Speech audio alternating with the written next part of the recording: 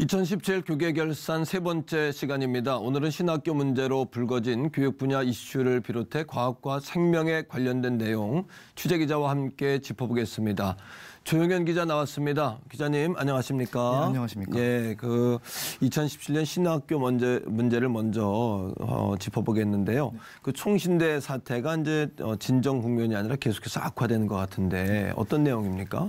네, 학생들은 지난해에 이어 올해 지속적으로 네. 수업과 졸업까지 모두 거부하고 있고, 아, 그렇군요. 최근에는 예장합동 교단을 중심으로 총신대 정상화를 위한 금식 기도회까지 진행하고 있는 상태입니다. 그렇군요.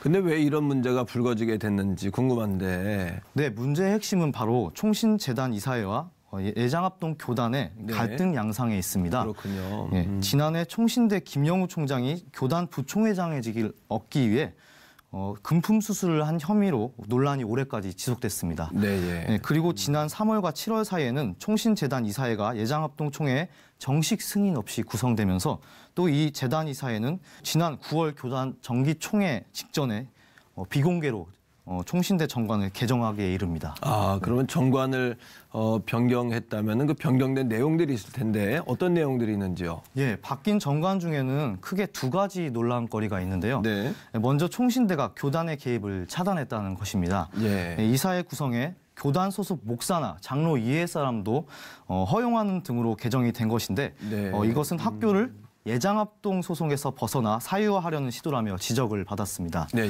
예. 또 하나 논란이 된 것은 종전에 임원으로 있는 사람이 어떠한 문제가 있어 기소됐을 때 직위를 박탈하는 조항이 있었는데 이번에 이 조항을 삭제한 것입니다.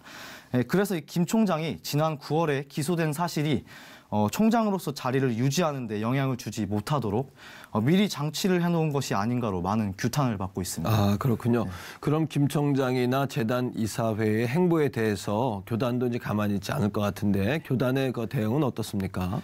네, 총신대 정관이 개정된 사실을 뒤늦게서야 파악한 예장합동 교단은 학교 정상화를 위한 기도회와 보고회 그리고 전국교회 서명운동을 전개했습니다. 그리고 진행되고 있는 김 총장 소송에 대해서도 많은 교회들의 도움을 요청하고 있는 상태인데요. 하지만 최근에는 재단 이사회에서 김 총장을 제7대 총장으로 연임함과 동시에 운영이사회에서도 총장을 세워 한 학교의 총장이 둘인 그런 사상 초유의 사태가 됐습니다. 오늘 예장합동 전기현 총회장은 이 사태의 핵심은 총신대가 총회와 선을 긋고 교단의 지도를 벗어나려는 것에 있다고 지적하면서 대화의 문은 열어야 하지만 법적인 문제는 강력하게 대응해 나갈 것이라고 밝힌 바가 있습니다. 그렇군요. 하나님의 일꾼을 키워내는 신학교에서 정말 그 끊임없는 진통이 계속되고 있는데요. 이렇게 신학교에서 이런 일들이 벌어지는 근본적인 또 이유가 있을 것 같은데. 네, 그렇습니다. 예. 사실 올해 총신대 말고도 한신대와 감신대 등에서도 비슷한 문제가 많았습니다. 예. 이런 원인 중 하나가 바로 목회자 공급 과잉이라는 분석이 있는데요. 전문가들은 이런 상황에 신학교 스스로가 특별한 위기의식도 없고 교육의 질은 낮아지며 형식화가 돼가는 것을 지적하고 있습니다. 신학교 스스로의 개혁과 뼈를 깎는 과정이 없다면 이러한 신학교의 침체는 막을 수 없다는 분석이 이어지고 있습니다. 그래요. 네. 하나님의 사람들이 키워지는 신학교들의 이런 어려움들이 속 회복되기를 우리 모두 기도하겠고요. 또 이와 더불어서 이제 한국교회 주일학교의 위기, 또 교회학교의 풍경들에 대해서 우리 좀 살펴볼 필요가 있을 것 같은데 어떻습니까? 네, 올해도 교회학교의 학생 수가 역시 감소했습니다. 네. 지난해까지 각 교단마다 30에서 많게는 50%까지 감소한 추세가 올해도 계속 이어지고 있었습니다. 2017 한국기독교 언론포럼의 조사에서는 학원 시간과 교회 예배 시간이 겹칠 때 교회를 빠질 수 있는가라는 질문에 그렇다라고 응답한 개신교인이 거의 절반 가까이 나타났습니다. 그마저도 교회에 온 학생들이 그저 예배를 구경만 하다 집에 가는 이런 실질적인 신앙의 체험이 없는 교회 학교의 교육 환경이 침체의 한 원인이 되고 있습니다. 그렇군요. 아, 굉장히 심각한데요. 이제 신앙의 열정보다는 학구열이 더 중요한 시대가 된 게 아닌가 이런 생각이 들고요. 또 다른 또 원인도 있을 것 같은데. 네, 그렇습니다.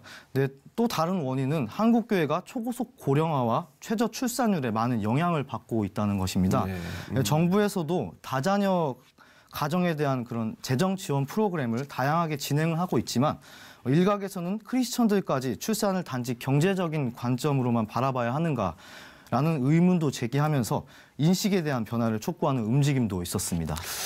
그렇다면 이런 위기에 대한 방안으로 우리가 어떤 노력이 좀 필요할지 어떨까요?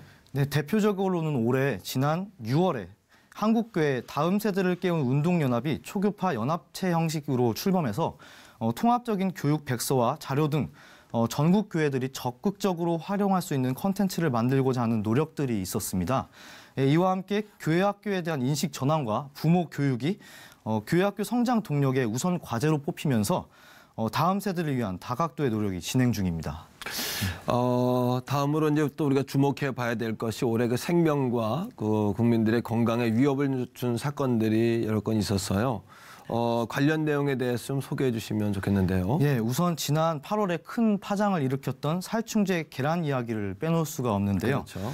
네, 일부 농장에서 납품된 달걀에서 농약 성분이 검출돼서 전국을 충격에 빠뜨린 적이 있습니다. 양계장 케이지 안에 있는 닭에 직접 농약을 살포하거나 심지어는 사료에 살충제를 넣어서 먹이기도 한 것입니다. 저도 그 소식을 듣고 많이 놀랐었는데 이번 사건을 통해서 소비자나 생산자의 의식뿐만 아니라 온 국민들의 좀 소비에 대한 또 생산에 대한 의식이 좀 전환되지 않겠는가 이런 생각이 있었는데요.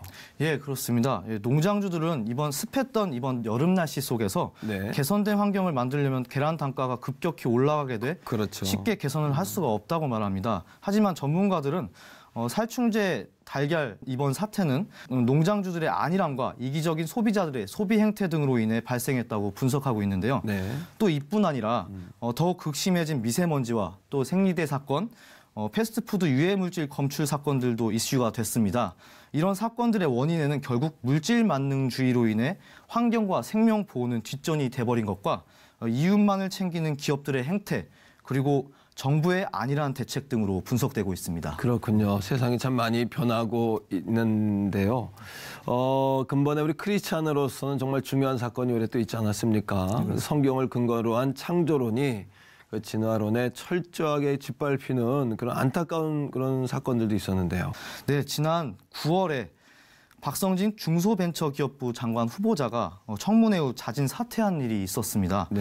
당시 청문회에서는 창조론을 믿는 후보자를 어떻게 장관으로 세울 수 있는가를 이슈로 내세웠었는데 박 후보자의 경력 중에 기독교 창조론 학회 활동을 이끌고 있는 것을 문제로 삼아 논란이 일어난 것인데요.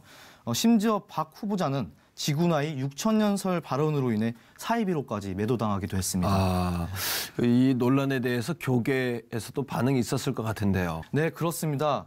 한국창조과학회에서는 일반적으로 알려진 지구 나이 46억 년이라는 것 역시 가설일 뿐 사실은 아니라며 지구의 나이가 훨씬 젊을 것이라는 많은 증거도 존재한다고 설명했습니다. 또한 생명의 기원 등에 대해 완벽히 증명된 이론이 아무것도 없음에도 단지 창조론을 사이비로 매도한다는 것은 옳지 않다는 주장도 했습니다.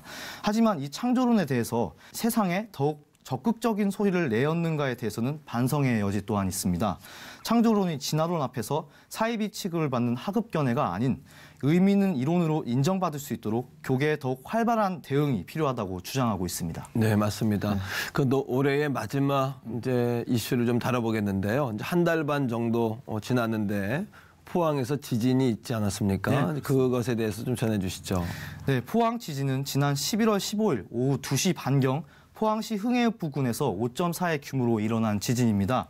그 당시 지진으로 수많은 포항 주민들이 집을 빠져나와 학교와 체육관 등으로 피신을 했는데요. 도로와 건물뿐 아니라 많은 교회도 피해를 입었습니다. 진원지에서 가까웠던 한동대학교는 또 벽돌이 무너져 내린 것도 많이 보도가 됐었습니다. 특히 사상 처음으로 지진으로 인해 11월 16일 예정이었던 2018학년도 대학 수학 능력 시험이 한 주 연기되는 일도 있었습니다. 맞습니다. 모두가 이제 안타까웠던 사건이었는데요. 한국 교회나 사회 전반에 어떤 도움의 손길들이 좀 있었는지 이것도 좀 궁금한데요. 네. 한국교회 봉사단과 포항시 기독교연합회, 특히 포항 기쁨의 교회 등 많은 교회들이 포항 지진을 섬김과 봉사의 기회로 삼아서 아직까지 집으로 돌아가지 못한 이재민들에게 도움을 주고 있습니다. 또 정부 지원 대상에서 제외된 지진 피해 교회들에게도 지원을 이어가고 있는 중이라고 합니다. 이처럼 한국교회가 올해같이 많은 어려움에 처해 있는 중에도 공동체를 향한 섬김과 사랑의 끈은 놓지 않았던 2017년 한 해가 될 것으로 기억되고 있습니다. 그렇군요. 2017년 한 해 어려운 일들이 정말 많았었는데 새해에도 한국교회가 이런 어려움들을 이겨내려면 어떻게 해야 될까 이런 고민들이 있거든요. 예, 종합해보면 모두 기독교 세계관에 대한 도전이 정말 치열했던 한 해였던 것 같습니다. 그렇죠. 예. 총신대가 일반 대학처럼 되려는 움직임과 세상의 기준을 따라가려는 다음 세대, 물질 만능주의로 인해 인간 존엄 사상은 뒷전이 돼버린 세태, 그리고 무시당하고 있는 창조론, 이런 반기독교 세계관의 위협에 대해서 한국교회가 올해 시행착오를 교훈으로 삼아서 진정성 있는 논의와 실질적인 대응 방안을 모색해야 한다는 제언이 이어지고 있습니다. 그렇군요. 올 한 해 좀 어려운 가운데도 하나님께서 도우신 한 해였는데 새해에도 또 여러 가지 일들 가운데 하나님의 도우심을 저희가 이제 기도해야 되겠고 또 교회와 성도들이 공정성과 공공성을 회복하는 정말 빛이 되고 소금이 되는 그런 한 해가 되면 좋겠다. 연말에 그렇게 우리가 기도하면 좋겠다는 생각을 다시 하게 됩니다. 조 기자님 오늘 말씀 감사합니다. 고맙습니다. 네, 감사합니다.